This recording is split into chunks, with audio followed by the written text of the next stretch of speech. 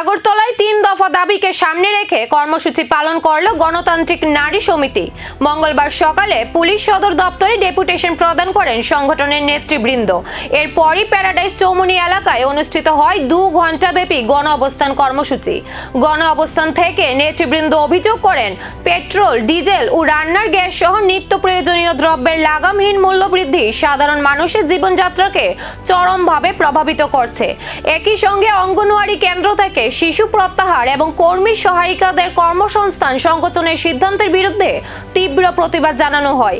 এছাড়াও একটি মেডিকেল কলেজের কর্মী হত্যাকাণ্ডে জড়িতদের দ্রুত গ্রেফতার ও দৃষ্টান্তমূলক শাস্তির দাবি জানানো হয়।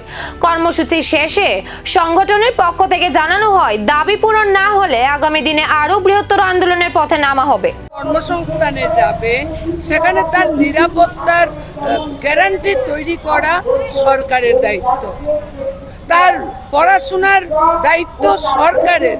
কিন্তু আমরা লক্ষ্য করছি আমাদের রাজ্যে নারীদের নিরাপত্তা আজকে তলানিতে ঠেকেছে। শুধু মনীষা দাস না, আনন্দনগরে 8ম শ্রেণীর ছাত্রী, তার উপর একটানা 6-7 ঘন্টা তার উপর রেপ সংগঠিত হয়েছে। 8ম শ্রেণীর ছাত্রী, শুধু 8ম শ্রেণীর ছাত্রী না, ওই উদয়পুরে দেখেছেন রাস্তা থেকে বাইকে তুলে নিয়ে গিয়ে সেখানে তার উপর ধর্ষণের ঘটনা সংঘটিত হয়েছে। ফলে এই যে একটা নৃশংস অমানবিক পরিস্থিতি আমাদের রাজ্যে তৈরি হয়েছে, একদিকে যখন আমরা খাবারের জন্য লড়াই করছি, কর্মসংস্থানের জন্য লড়াই করছি, অন্যদিকে আমাদের নিরাপত্তার যে গ্যারান্টি তা আজকে তলানিতে চলে গেছে।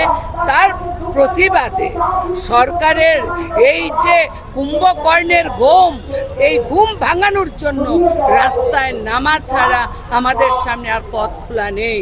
তাই সরকারের কাছে আজকের এই গণঅবস্থান থেকে আমরা দাবি তুলতে চাই, মনীষা দাসের যে অস্বাভাবিক রহস্যজনক মৃত্যু, সেই মৃত্যুকে কেন্দ্র করে রাজ্য সরকার ডিএমকে দাবি পূরণ না হলে আগামী দিনে আরো বৃহত্তর আন্দোলনের পথে নামবে গণতান্ত্রিক নারী সমিতি।